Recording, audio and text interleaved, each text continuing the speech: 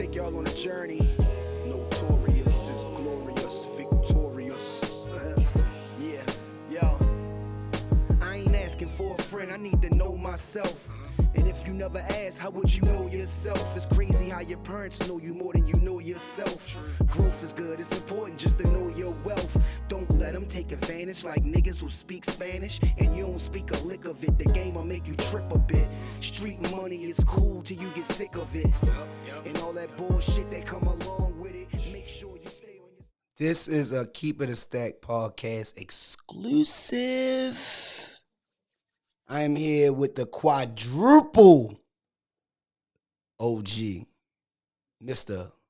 Rudy Williams. How are you doing, sir? I'm fine. Wonderful. How you doing, Eli? Man, I'm living, man. I'm amazing. Actually, I'm amazing. Thank you. Thank you. For sitting down with me. You know, I'm going to start like this. How was your upbringing, man? When was you born? Born August 10th, 1954. I know to y'all young people that seem like ancient times. You know? Ancient? No, I don't look at it like that because I was born in 79, so I could. My mother was born in 58, whatever, so I get it. You know what I'm saying? But your upbringing was way different than how we was brought up. You know, you was probably brought up in racism and like it's still racism. I'm sorry, it still is racism. But you was brought up in a whole nother different type of time. And no one knows the struggle of that time. Like when people was working down Sparrows Point, you know, for factories. A lot of people was working at factories and stuff like that without degrees. They didn't have degrees. So they would work at a certain factory for 30 years, get their pension and all that type of stuff. You was involved in that time. So how was your upbringing? Far as like, I don't know, you know, was you born in a two-parent household? Yes. Two-parent household, and were they hard workers? Where they work at? They was hard work. Okay, oh, they was hard workers. Father, we worked on like trucks. He wasn't an educated man. He had third grade education. Mm-hmm. My mother was real high school educated, but very intelligent, and she didn't get to pursue her career because she started having babies. Mm-hmm. So she had to work, and she was strong, she was firm, and she loved us, you know. So we had love, you know. Which a lot of families don't have these days. No, that's what's missing anyway. You know, family structure, communication, all that is missing. Like from what I'm living through and what I'm seeing right now, but. Your upbringing, what kind of kid was you? I liked my freedom. You had to worry about no bills, no nothing. You could just do whatever you wanted. Yeah, I liked my freedom. I liked to run the streets, be my friends, take what we wanted. Yep. And not answer to, you know, and that authority. And I'm glad you said that because a lot of times authority was in your way. For anything. You couldn't even go to the bathroom in certain spots, right? Growing up. True. You couldn't just go into a bathroom and take a number one and just like get it over with without you being chastised or being hassled or being questioned about why I'm going in that. I wasn't really aware of it at the You didn't even care about it, did you? You didn't even think about it. I wasn't aware of racism. As a kid. Right. So as a kid you grew up. Was you into sports? No, not really. I started playing sports later on when I was young, hooking school, robbing people, stealing was the sport. Yeah, that was a sport. Yeah, taking stuff, but it happened. You know what I mean? We was young men, alpha males trying to conquer the world. You know? Yeah, of course. You know, you making your own rules as it go along because the rules that was set against y'all, you got tired of that. You just want to do what you had to do. We consider rules a limitation. You know? Mm-hmm. At that time, we thought we could do anything, so it wasn't no limitations. In the 70s, you know, black people still had love. You know? Mm-hmm. Even in my family, when I was young, we used to actually sit down at the table and all eat together. My father got home, the food was ready, then everybody eat. The dinner's Wasn't prepared. it wasn't no you come in and eat what you want and leave back out Oh no, it like wasn't it none of is that. nowadays. And when black people stop eating, families stop eating together, that was the end of the family, really. That's deep. That's deep because having dinner with your family was really like really a good thing back then. You know what I mean? It always starts out as that type of thing, and then everybody start doing their thing. Especially now these days, they got phones and all this stuff. You couldn't watch no phone or read no phone back then. It wasn't no phone. It was just you and your peoples, and y'all would have communication and talk. What would y'all talk about? Like what you did in school? What would y'all talk about? How was your day? Well, in my household, my parents, my father, he didn't do a lot of talking. If he Okay. did talk, he did it with his hands. So my mother, she didn't do a lot of talking either. At certain times, they talk. When it needed to be done. Yeah. Yeah, I mean, But they probably was worrying about bills and stuff like that. especially back then, back then there wasn't a How lot of they can make opportunity. ends meet, how they going to save money and get out of this situation. My mother was. My father, he didn't save any money. There wasn't a lot He's of a man, opportunities. he's from North Carolina.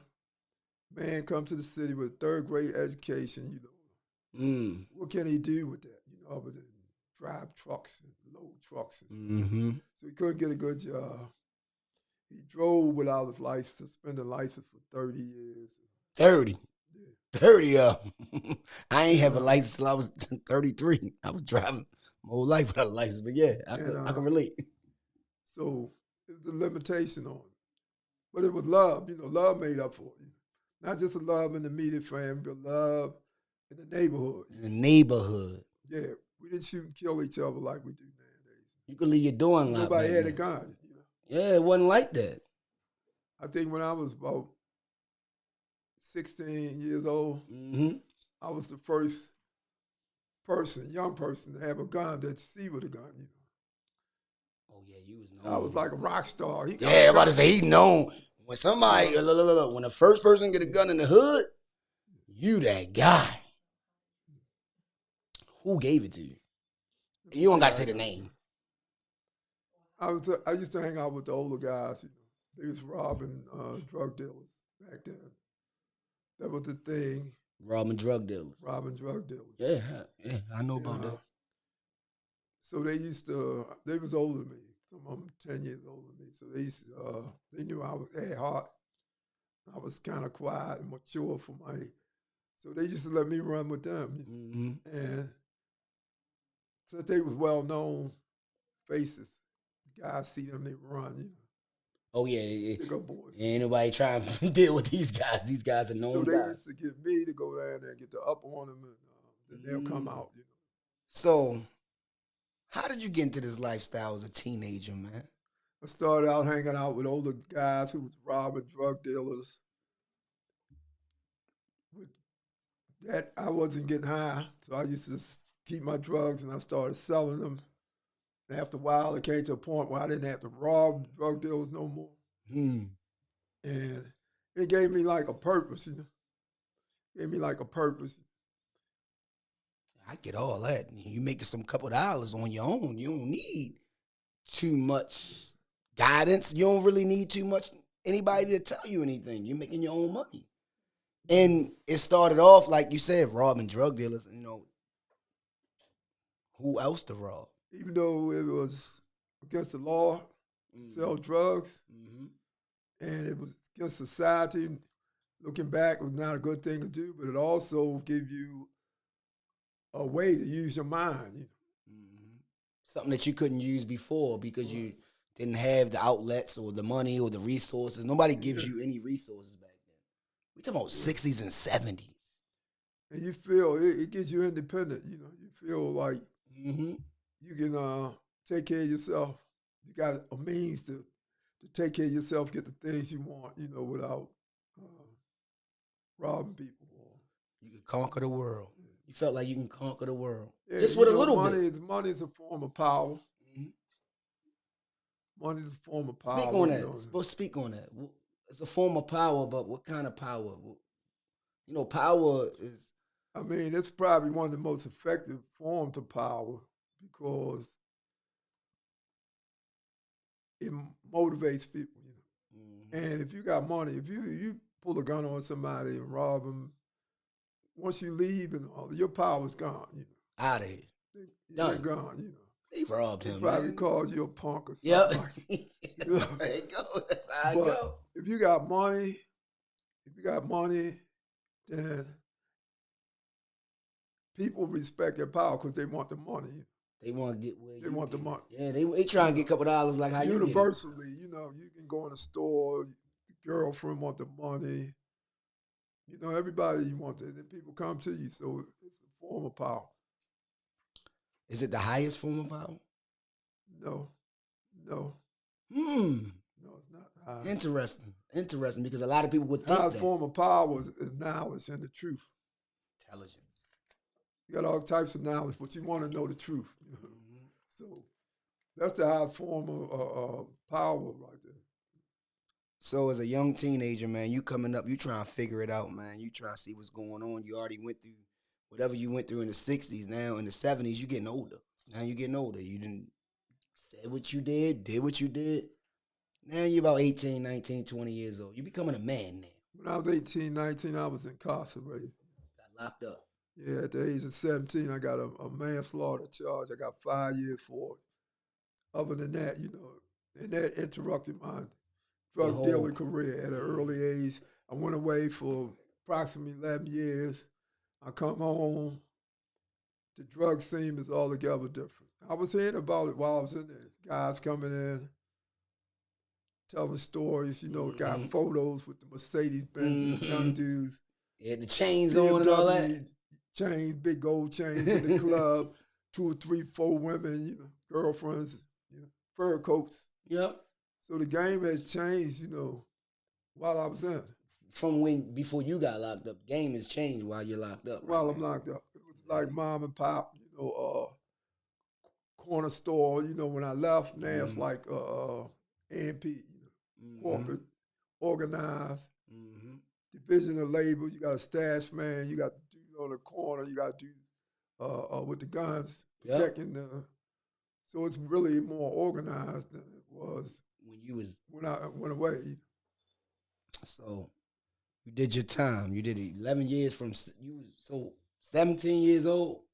You was locked up till when? When did you come home? I came home in 82. I was like 27, going on 28. 27, 28. You're a grown ass man at this point. Pretty much, yeah. I was always a little. You was already had an old soul. Yeah.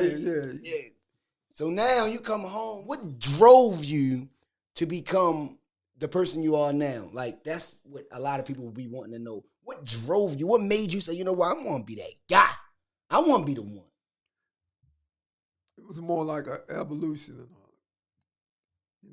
Surprisingly, the 10 years, 11 years that I was in, I was anti-drug. I identified with the Black Panthers, Black Liberation.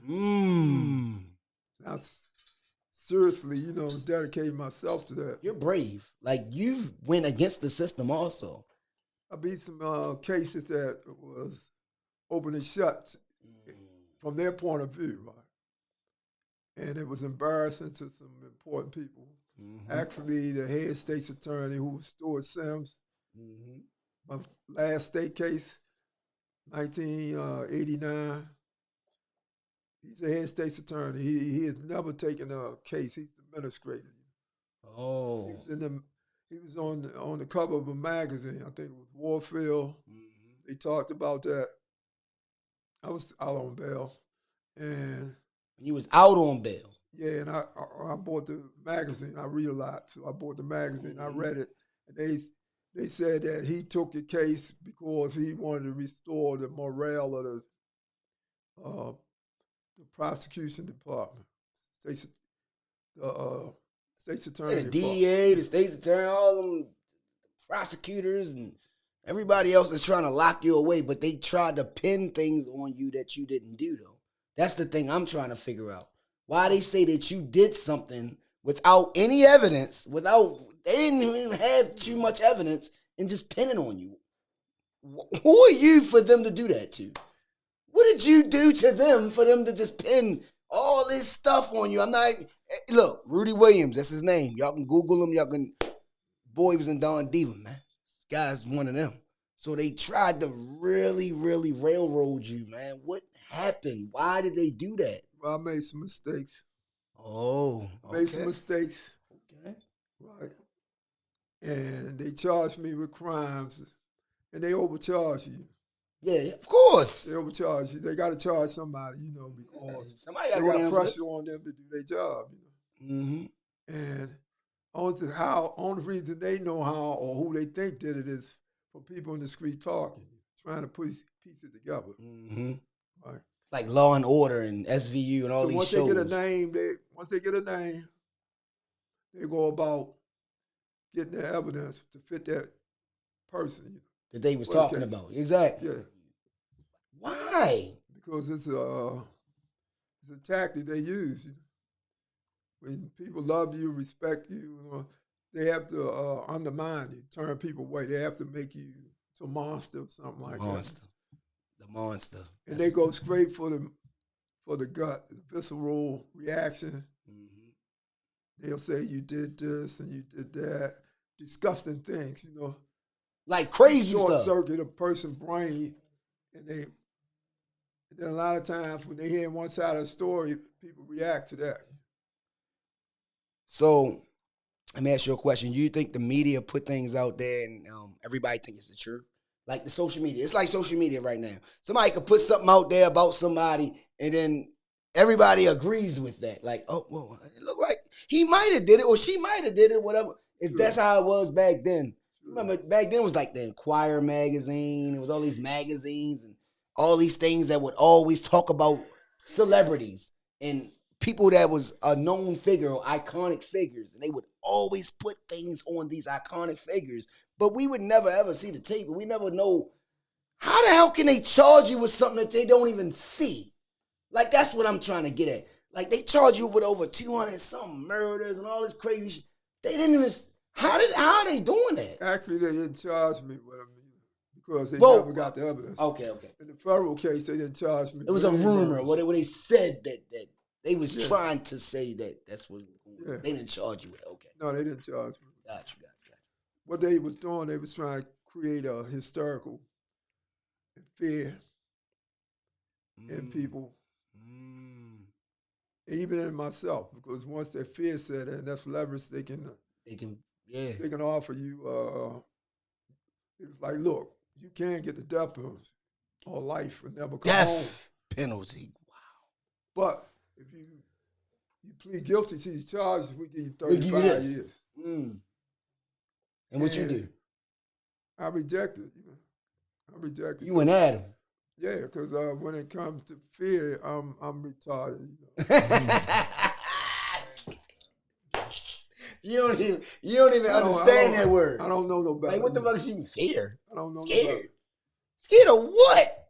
I done did all this, been through all this, and I'm scared of some people that's trying to lock me away for something that I didn't do. Like, they was really charging you with some crazy ass shit. They were trying to charge you with some crazy ass shit. And I mean, I look at you right now. You're home and you're doing what you gotta do. And you're making moves. And you're making top moves. We're gonna get to that. But I just admire the fact that you have overcame so many obstacles that a lot of people that been in your lifestyle, that been doing what they did and all that, and they brag on it and claim it. You did that shit with grace because you came home and you're not even pumped about it. Like, man, nigga, I did this, I was that, nigga. You ain't even talking like that. You basically trying to, like, it seems like you're trying to reverse that shit. I'm not mad about it. I'm not mad at nobody. You at peace? The people that put me in there. You at peace? Yeah, I'm at peace. Okay. Because a lot of people don't be at peace. They still mad. They still emotional. There's a reason for everything, and you have to, like, sometimes take a while to understand the reason. I ain't understand when they first locked me up. Christian young lady told me, God ain't gonna put nothing on you that you can't handle. And everything happened for a reason. I'm sitting there racking my brain like, what the hell reason this is. What kind of reason is this? I done learned everything on the 11 years. I read all the books, all the isms, ologies you can imagine. Because I ain't want nobody to know something that I ain't know. Gotcha. I was a victim of that. When I was up on 11 years, I first went I had 5 years. All right. And while I was up there, I got 10 more years. Then I got 3 more years, because on top. Yeah, because nobody put their hands on me. I ain't going for that. You ain't for that goofy shit. Nah, you ain't for that. You hear Rudy? He ain't for the goofy shit. You ain't just putting your hands on me, duh. So shit gonna go happen. Shit gonna happen. So I kept running my time up. Okay. While I was in there. But was you a stand-up citizen in jail, or was you a terrorist? No, I wasn't no stand-up citizen. Speaking on your time when you were, first incarcerated, and you said, you read a lot of books. You always seem very intuitive and smart and organized and things of that nature. What did some of the books of like the George Jackson books do for you? But also just reading a lot. Like, what made you really want to dig in and read? Was it just because you had the time, or what was it? Who was George Jackson, though? Speak on that as well, please. I was reading up to why I was seriously already ways read, but I didn't read serious stuff. But I started reading serious stuff like when I was on the 11 years. I had 5 years I started out. Okay. All right. When I get up there, it was like a playground. It was like a playground. You knew people? Yeah, I knew most of them. We had a parallel career, starting out in Boys Village. Yeah, Boys Village, Wax the color, camp. Pick McCullough. So out in the mountains, they put you in the snow and all that, and trees and the environment, where you got all these alpha males. Competition is stiff. Everybody want to be the baddest, toughest, smoothest. So the biggest gangster. So I ended up with matter of fact, as soon as I got there, me and a friend, he's bringing me up on what's going on. We catching up, and we walk in the day room, and being that I just got there, some dudes that's already there, they had to let me know who was who. So they took the form of him, like me and my man walking, and him and somebody else got up, and when they walked past, he bumped into me. Oh, man. And he kept on going. When you bump into somebody, you're supposed to apologize. He say, I'm sorry, I'm sorry, but he kept on going. Right? So I couldn't believe it, so I went up to him and said, man, you realize he just bumped into me? He said, yeah, I know. What about it? I said, what? I said, bump into me again. Yeah, and so see what's going on. So we continued walking and came back. He bumped into me again. Wow. Oh, he tested me. And results was I get a 10 murder on that. They give me 10 years. In retrospect, I got serious then, I ain't got 5 years now. I got 15 years. I'm gonna be there a little while, 5 to 15 is so different. I'm kind of depressed, and I'm on lockup for that incident. So you by yourself? I did like 18. Yeah, in the cell. Yeah, I'm by myself. By yourself. Nobody talk to, nothing. No, you can talk to people. You can holler through the door, or then when you come out, you can go to their door, and talk. Okay. So, it was like a tier block. You come out, you got a walkway. It's about 5 feet. 5 feet. You can go door to door. They see give what's you going on. Talk to somebody. But people don't know that. Like people that they haven't been locked up, they need to see the vision. After they gave me the 15 years, it got serious. It wasn't no game no more. Yeah, that's it. So I'm depressed. I'm depressed. It's just like I had 5, and then they gave me 10 more. So, all right. So now, I'm thinking I'm thinking I'm supposed to beat it, I'm thinking I'm supposed to beat it. One, the guy that got stabbed, he didn't testify. Stand up to you back in them days, He didn't say nothing. Right. Took it. So I'm thinking I'm gonna beat this, and but the state pick it up. They press charges. God, we go to state. They pick it up, press charges. The guard come in there and testify. He seen the whole thing. Had a judge trial. He found me guilty as soon as the trial was over. And guilty. They had a jury. I didn't take the jury trial because they were they were all white. Mm-hmm. They were so old, that they had no jobs, nowhere to go. This is they get Social Security, And then we talk about Hagerstown, man. They known for Hagerstown. Man. I was like, nah, I ain't. So we took a judge trial. Damn. Which was a mistake, but also turned out to be the right course. Because the judge, this is how I reversed the case because the judge never informed me that I had a right to the jury.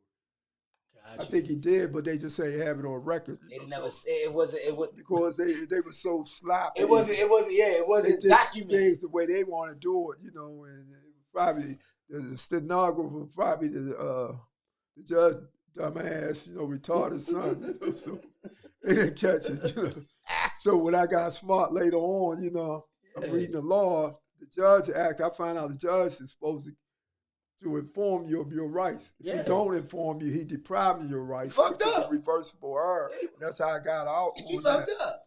On that, right? And so, but that's what made me got serious because I was like, that ain't gonna never happen no more. That ain't gonna never happen no more. On point after I felt stupid anyway, But the lawyer came to see me, right? He reached out, shake my hand. He gave me 3 fingers. What did that mean? That means you 3/5 of a man. Damn. God. Yeah. Damn. But I ain't know that at the time. I was like, that ain't never happened no more. Ain't nobody gonna have more knowledge than me. I'm gonna be able to anticipate that. I'm gonna know when somebody, setting a trap for me. So you're a reader. You're a reader. I started reading serious stuff then. I've been reading anyway. Start reading serious stuff. Yeah. I need to understand. Shit that means something that can help people and help myself and everybody else. Politics, economics, psychology, sociology, science. Okay. About autobiographies, biographies. You was involved. It seems like, first and foremost, you're an intelligent guy because a lot of people don't, like when they go through incarceration, they go through whatever they're going through, they don't be thinking about reading and trying to get better and all that. I'm telling you that right now. I know you know. No, it's a playground, Yeah, like you said, it's a playground. Everybody here for this. They killing time, any way they can. Niggas ain't got time for all that reading shit. Now, I ain't reading that shit, but nigga, you was on your shit. You want to escape in jail, because it's a harsh environment. Everything is controlled. Everything is limited. You can't walk 20 feet without walking into a grill or steel or a wall or something like. Somebody got to let you through there. So how did that time allow you to keep your mind focused? Because of course, you're reading and you're doing things, but how did you keep such a focused mind and keep your mind right to think about, possibly getting out at some point or possibly not even maybe getting out? Like, how did you keep your mind focused? So you're talking about the last because I know since I had I may be jumping 130 years. Yeah. I've always felt confident in myself, that I'm gonna come back. Damn. I ain't know how, but I knew at some point I'm gonna come back, and I knew I was smart enough, to find a loophole in the law and all. They was trying to give you 200 years, or they gave you 200-something years. They gave me life in 130 years. Because they was pissed off. All that shit sound crazy to me. They was pissed off because I wouldn't bow down to them in the court. I would shut up, and sit down when, you don't talk to me like that. Ain't nobody gonna talk to me like that. That's that real shit. I ain't gonna hold you. I ain't for that shit. Because the reason why I asked, because I know you did mention, you said, you told the judge, you can lock my body, but can't trap my mind. Right. And that's like a real statement to say. And that's why I was just wondering, like, that mentality before you even went in, you know, that was already your mentality that you can do what you want, but my mind is still going to be here. Like just keeping that intact. How did you continue that? Well, let's back a little bit. You know, like I said, when I was 17, 18 years old, I read a lot of slavery books, black books written by intellects, Malcolm X, George Jackson, and you know, and I was pissed off about, you know, what they did to us. I felt like, you know, our people, you know, wasn't being men. You know, we supposed to stand up to that. I'm gonna be a man anyway. If nobody else be a man, I'm not taking the shit. I'm not taking it, you know. So, and I had that attitude, you know. But I knew one thing, you know, when I was young, I got to get smarter than these people. I just can't, you know, to survive and all, to beat them and all, I got to be around, so I just can't do shit any kind of way, you know. So my purpose was to get knowledge, you know. The more knowledge you have, the more intelligent you become, you'll find a way, you know.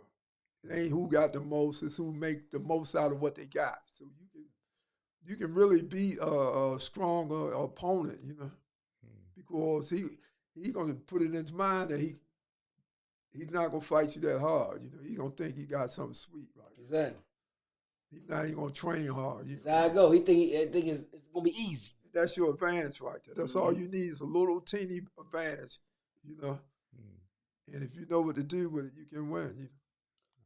You got some business books and shit going on, like plays, and you're into your entertainment thing. Like you're really pushing entertainment at this point, and a lot of people hasn't done. Now, I think maybe because when you were younger, they wasn't pushing like that shit like that in the hood. But now we got IG, we got all this TikTok, we got all this YouTube, we got all these things going on, and they pushing their talent. Even if people are not talented, they still pushing, right? Yeah. But you're looking for like talent, and you're talking about, you know. Actually, you don't have to be talent no more. Talent is almost irrelevant. That's what I'm trying to say. Popularity, man. Image and appearances, you know? Okay. And what made you think about that? Like, you know what, man? Black people need to start doing this instead of just, all right, going to school is cool. Going to school and getting your education and getting a degree, cool. You asked me a question about power, right? Different types of power, the gun, you know. In terms of society, what we look at, society, the way it's organized, and the way it's run. Entertainment is the most powerful weapon they have. Always have been. If you think about Caesar and the gladiators, you know, big amphitheaters, and they got all these people looking at all this stuff. Caesar had to keep these people entertained because if they get frustrated and all that, you know, they might come for his head. Yeah, you know, they might just don't care and overthrow him. So he had to give him an outlet, you know, because unhappy people can be suicidal. They just don't even want to live, you know. You can be that miserable and all that. So entertainment, you know, serve as a remedy for that. Entertainment is the most powerful weapon and all. That's how they molded and shaping these young kids. Gangster rap and all that. School system, you know. That's movies, real modeling. Yeah, they ain't learn nothing in school, but they learn all this stuff when they on Instagram with the cameras and all that. They know all about that type of thing. And they not even professional. So that's why I got into entertainment, man. Gotcha. Because I want to put a message, intelligent message in there. Like you can go this way. Yeah, if I write serious textbooks, they're not going to read them. They barely read the fictional books. Wow. So if you want to get a message to young people, you got to make some movies. A different type of movies, not the same stuff that they putting out there. You got to make something really, really is going to hit. Some real knowledge in there. You know, you got to have that knowledge to put in there. You know? Yeah, I see a lot of these movies out here that they raving about and all that, you know. And you'll watch it and you'll be like, okay. They dead in movies. The black man ain't going nowhere. Actually, movies ain't even popping no more. Even though it's a good drama series, Empire. Series was popping right now. But when you look at the characters and all that, is it believable? They ain't going nowhere, man. Is it believable? Yeah, they ain't showing you how to contend with them, really beat them on the level. How to be economically up board, you know. And you on it. You on it. You looking at it. You see it. So they not gonna give you the knowledge. It's the culture. So, but why don't they give? Because they want to stay on top. It's simple as that. Like, they want to call. That's all it's about, being on top. They want to make the last decision. Nobody else can make money. Like, you can make money, but you ain't gonna make more than them. Okay. So since you've been home, how have you been? I know you've been able to help your family, and you know your motto is, of course, for every person you help, is a win, for them and of course for you. Like, how do you feel about doing what you're doing now, helping your family, and how do you just the joy you talk about as what you're doing right now? Like, speak about that. I only been able to help them in little ways. I only been home like 10 months. Right. So I can help them in little ways and all, but I'm not in a position where I really want to be where I can help. Not just my family, but all people. Especially my people, black people, because we need knowledge, man. Black plight. We need knowledge and all. That's right. We got billionaires, millionaires, and we need knowledge. Because the ones that got all this money, they don't know how to use that to get power. They don't have no power. Yeah, because if they did, they would be utilizing it or using it for us, right? I mean, I know that people always say, "Yeah, well, how you gonna tell somebody to do with their money? They got their money. They can do what they want with their money. They ain't tell you what to do with your money." That's what they say. This is how society is. You be like, man, they don't have no power because the billionaires and all. If they do something pissing people off and all. Then the people will frame them. They will put their IRS on them like they do on Marilyn Mosley. They gonna get you. Woman ain't did nothing. She just stood up to the establishment, and they gotta stop doing that, man. In the way that the establishment's supposed to work. Ain't nobody supposed to be above the laws. The police are neither. Is women being antagonized or targeted like black women? Every time we get a black woman in office, something happens. It's anybody, any black leader or office holder. It don't matter if it's woman or man. Don't toe the line, and play the game. Yeah. And see, you got rules, you got unwritten rules. If you're smart, you're gonna pick up the unwritten rules, knowing that you don't have no power to do not to a white person. You're supposed to be lenient with them or the police. And hard on your own people. What's that? Yes, massa. What's that? Yes, massa. You don't pick up on that. You out of the office. They gonna get you. Speaking on political, the political realm. I did read that you said if I'm gonna ask you if this is true. If you could go over and maybe do it again, would you run for office? Would you run for be the first black president? Really? Because I heard you say that. I was just joking. Oh, all right. I was joking.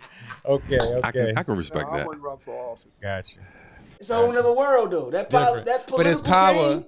But what about any laws that that you could possibly be, able to impact now? Like, are you thinking about maybe doing any of that with like any people in office? No, I'm not really interested in impacting the law. Gotcha. I want to impact my people. We all had all kinds of laws. Right. That's how they tricking us with the law. They make us demonstrate, and walk and march and. Sick dogs on us and water hose us down to get a voters bill, civil rights bill. Then they turn around and don't enforce it. They don't enforce it. That's right. We want real power. You feel me? And that's a relationship between us. We want affirmative action like they got. They gave us affirmative action, and then they took it back. They figured out, how to use. Right. White people start suing, the government and companies saying reverse discrimination. They always had affirmative action because they had their uncle that was head of the company, or the police department. Yeah. That's their affirmative action. People that have been running shit. But we didn't have nobody in these places. We don't even have them now. So we had to march. We had to shout. We're still marching, shouting, is the same thing. We have to get dogs sick. What have we done different, Rudy? What have we done different now, 2022? You've been through all of that we haven't even seen. Like, a lot of us wasn't even born you know, going through everything that we went through as a people, as a plight, as a black plight. We're going through the same shit now, and it's on camera. What the hell? Like, we have it on camera. We seen what you did. We watching it. We videotaped it. We got all these angles of it. What the? What we haven't done is we haven't learned. We haven't learned the most important thing. History is an operating manual for our brain and all. What we do with it, we throw it away. Just like the operating manual that come with your car in your house. We don't read that stuff. Throw it away. Yeah, you don't even throw it away. You don't even read it, really dissect it. Warranty and all that. So warranty. The most important riches we have is our history. Not just our history, but world history. It's the operating manual for the brain that'll tell you how to use your brain, how to solve problems and all. You know, people don't really read about history. Like these kids. It'll tell you who you up against and what you up against. These kids don't care about it. And that's so how do we? Kids, so what do we do to reach? That's why we're in the same position we in. So I'd rather have the knowledge than the money and all that, because it's a matter of time. I'm gonna get the money anyway. Exactly. I'm gonna wait you out. He talking that talk. So I rather get the bread. If I got the knowledge, I'm gonna be able to get the money over and over again. Gotcha. If you just got the money, once you spend it, you know, it's over. Yeah, it's over with. You don't know how to get it back. You don't even know how to get it. How you gonna get the money back that you just had? So we got to get the knowledge. We're not gonna get it in their schools. I don't care if you go to Harvard, Morehouse, Spelman. I like what Lincoln. You just said. I like what you said, Rudy. But knowledge is power. We always say knowledge is power, but it's only power when someone follows that. Like, you can be all smart, you can be the most intelligent motherfucker in the world, right? But if no one follows what you're preaching or teaching or trying to tell, what is it worth? What is knowledge worth if no one does anything that you're telling them to do? Well, you got some people will do it. Yeah. Some. Yeah, some people love the truth. They just been denied the truth. Okay. The people that you think that don't want the truth, they've been denied the truth. The truth will catch up with you. Every time. Every time. It will walk you down. Yes, like a hawk. But they ain't got nothing on a well-dressed lie, because it's well-dressed lie. Ooh, he's spitting bars. He gone. He's spitting bars. So, but the truth will catch up with you. You want the truth. That's real shit. You want to be free. The people want the truth, but the leaders just won't give it to them. Society won't give it. Why is the truth is classified information. They kill you if you try to teach the truth. Know the truth. Look at Malcolm X, Martin Luther King, Medgar Evers, and all them. Marcus Garvey, all of them. We can talk about it. That's national security you talking about. It's classified. Secrets. They put you in jail and they kill you for assassinate you. For telling the truth. Yeah. God dang, you can't even tell the truth. Yo. Yeah. And that's the problem, I think, as far as our society, as far as the generation and the youth, their truth is listening to rappers or listening to somebody on the block or listening to somebody that they identify with or famous, especially celebrity, famous. They'll listen to them. These are unhealthy fantasies. A person that's with you every day, all day, and telling you the same thing that celebrity is telling you. They might listen to the celebrity more than that person. Ain't that they some will. Shit? Because power will also operate on prestige. Damn. Prestige and privileges. Motherfucking getting deep. So as your I didn't know he's gonna get this deep. As your story has been, written, as of course still is, going on and has been written, like what is something that you feel like you want someone to reference you as, or just like if somebody mentions your name, what do you want to be right there next to your name if they mention Rudy Williams? I don't want my legacy to be a drug dealer and a kingpin. Okay. I want my legacy to be somebody that stood up for the truth. Okay. And our people. That's what I want my legacy to be. So since you've been, of course, like I said, home and your support system you have, like, can you just express some of the love you've been getting and like, some people that's been reaching out? Like, just speak about that. Like, how you've been feeling that's each incredible. day? And that's why I know that love is real. A lot of people don't think it's real because they ain't experiencing it. But to make it real, you got to take the first step. It ain't gonna never be real if you waiting on somebody else. No, that's right. Because he's doing the same thing you doing. Oh, that's right. That's a fact. That's fear. That ain't no. You know, a lot of people think the opposite of love is hate, but it's not. The opposite of love is fear. Damn. Yo, dropping Fear. jewels. Dropping jewels. The next person, you got to be fearless to love. That's a fact. You gotta be fearless to love. The city showed me tremendous love because when you give it, you get it back. Yep. You know, if you ain't giving it, how you gonna sit up and complain? Don't nobody love me? You know, you ain't loving nobody else. That's true. That's a law of nature. I think Nas said that That is a on fact. KD too. But on the other hand, when I come home, a lot of people tell me like, and they meant well, you know, don't trust nobody. It's crazy out here. They telling you that, though. Yeah. They've been through all this international shit. You ain't no regular Baltimore dude, man. You's an international player, man. But when people tell me not to trust nobody, you know, my answer to that is, when they say you can't trust anybody, my answer to that is I can trust everybody. And what I mean by that, I can trust you to be yourself. Till you can't. Okay. I know you're going to be yourself. This If guy- I know you, This I guy's can a trust you to be genius, man. yourself. This guy's a fucking You know? genius. So I trust everybody. Damn. Everybody. And if you want to get somewhere, you can't be afraid of risk. You might be the best dancer in the world. Make Chris Brown look like a Damn, Chris Breezy? or Michael Jackson. Or even the Godfather, all of them, James Brown. But if you scared somebody gonna talk about you, you ain't getting on that floor. Yeah. You might that's as well go right. ahead and go about your business. That's No, what that's keeps Might as well go ahead and do what you got to do without the floor. So I just want people gonna to talk about you anyway. Ain't nothing you can do about that. right. Hate or Show- love, it don't the matter. love is real, man. And like again, I appreciate it, of course, doing this and coming in here and just been showing a lot of love to us at the Content Complex. Just from day one when you walked in, it's a genuine man. I didn't really know who you was before when you walked in, and of course, once I've known, I did my research and just got some knowledge. But just to see you stand up and who you are, being a smart, intelligent man. And supporting us and just seeing us building out business, and you want to be a part of it. That shows a lot of who you are. Like you could be anywhere else. You could be doing anything else. And, people probably pulling you places, but you're making the decisions that you want to do, and that's really commendable as a man who you are. So I'm just going to give you respect to that for sure. Thank you. For sure. Honorable.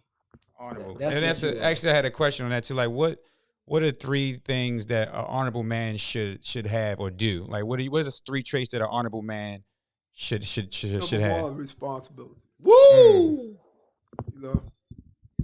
That's the only way you're gonna be a man. You're a man, you're gonna take responsibility. If a man considered strength, right? So the one is responsibility. What's number 2? You ain't got to say the number. Just Might as well finish it out. Give us 3. Give us the second one. I would say love, courage, Yes. love. Yes. Because people don't show love and give love a lot. And finally, is to be real. Keep it a stack. Keep it a thou Be real, wow. People scared to be themselves.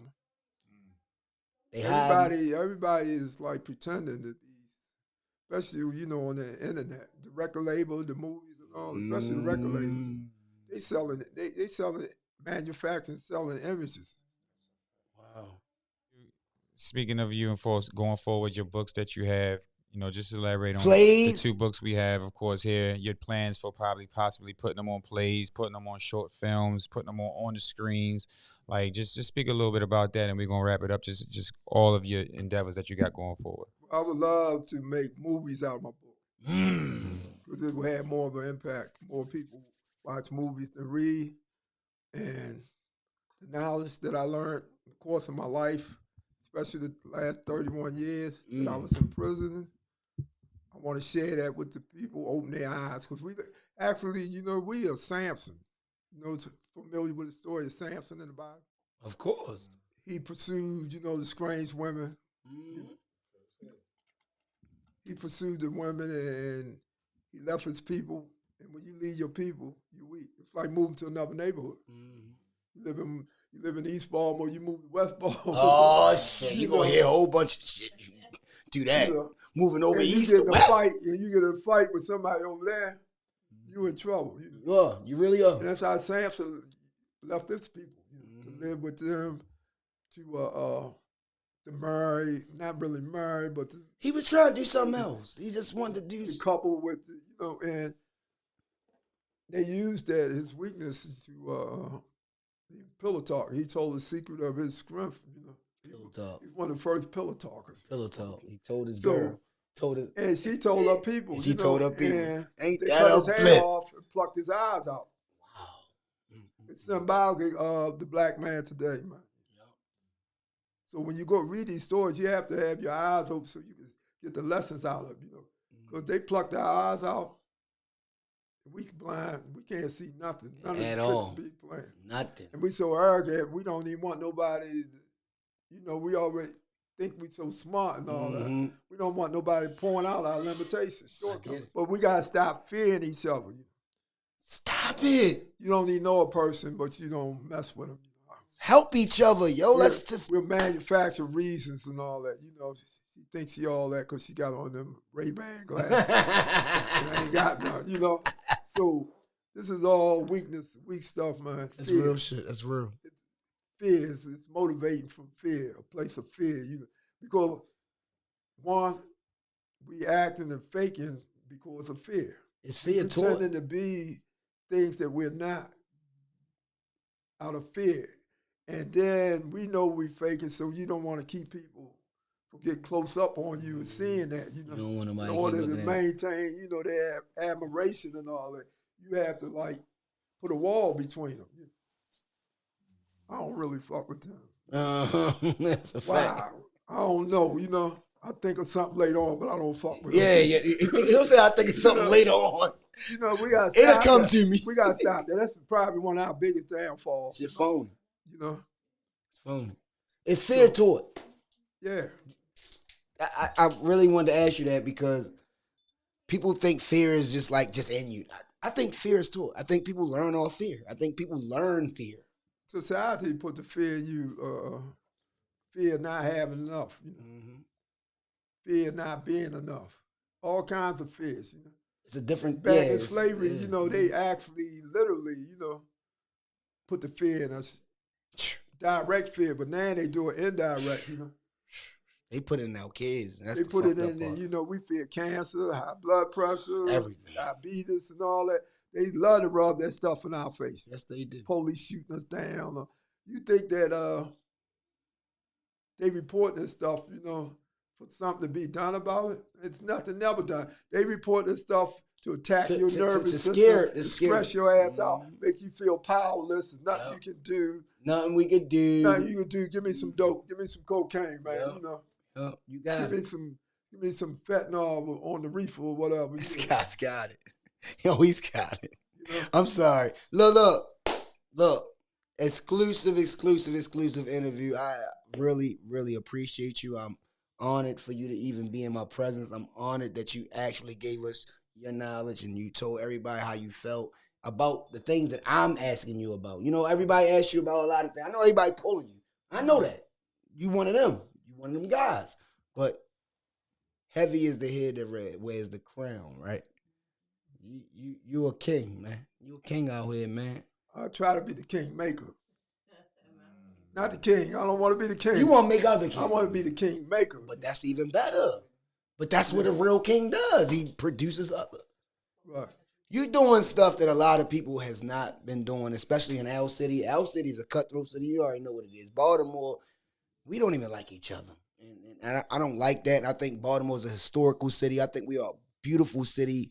If you really, really look into our history, we have a lot of. I love Baltimore. We have the best. We have one of the best harbors in the nation. We have the best baseball field, top 3 in the nation.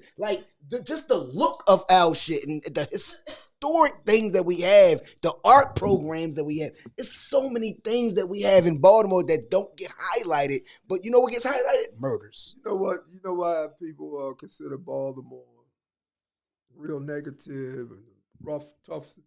Wow. Because Baltimore got the realest people. I was in the I was in the feds. Mm-hmm.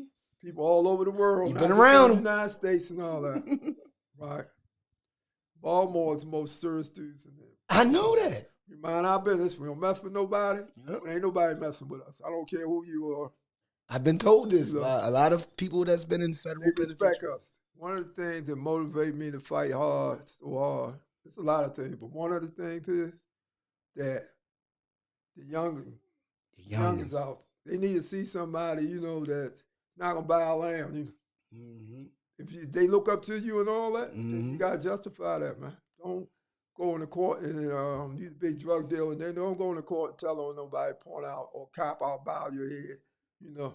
Mm-hmm. When the judge say, shut up and sit down, you know. Mm-hmm. People don't know. Yeah, don't do that, you know, because when I was a kid, every dude I thought was tough, you know, over time I find out, you know, it was somebody tougher than him, you know. So he didn't live up After a while, to you be like, it. man, nigga ain't tough for real. But I told myself, you know, that I'm not going to do that, you know, because I was disappointed as a kid. Mm-hmm. You see people that you looked up to. I heard about dudes being tough. They could fight real good and this and that. But just a matter of time, you know, I seen that they wasn't tough. They wasn't fearless. You's a bluffing mother. They're not rebels for real. Yeah. So They I don't told go against the myself, you system. know, that I'm not going to disappoint them. If I inspired anyone, you know, thank you. Yeah, that's what I feel good. That's what it's about. You trying to inspire at least one person. If you got one, you good. If you got 20 of them, shit, even better. 50, 100, cool. But one, if you get one person that really looked at you and took some things from you, especially from this interview, because this is Keep It a Stack podcast. Keep it a thou. Wow. That is amazing. That's just what it's about, man. You know, each one teach one, man. That's another thing. Our people don't like to give credit where credit is due. We don't give each other credit.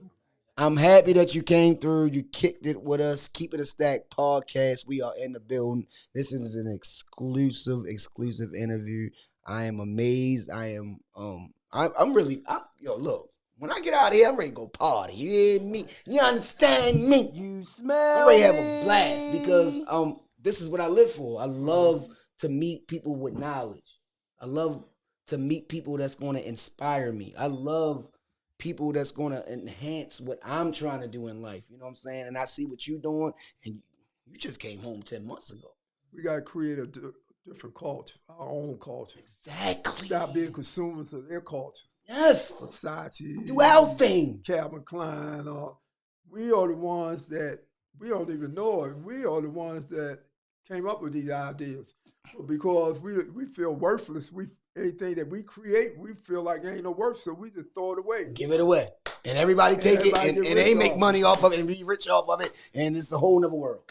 So we got to create our own culture. Shit crazy to me. What that means is values, real values, not money either.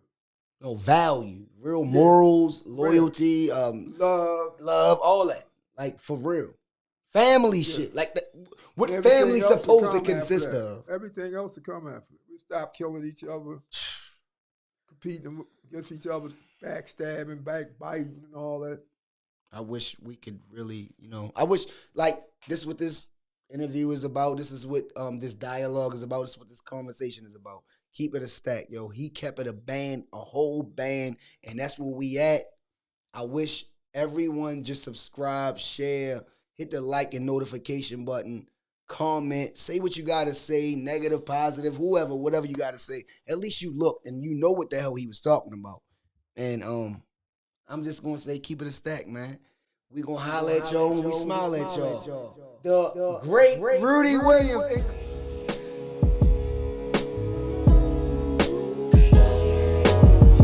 Heat Rock 410. What it is, though. Take y'all on a journey. Notorious is glorious, victorious. Yeah, yo. I ain't asking for a friend, I need to know myself. And if you never ask, how would you know yourself? It's crazy how your parents know you more than you know yourself.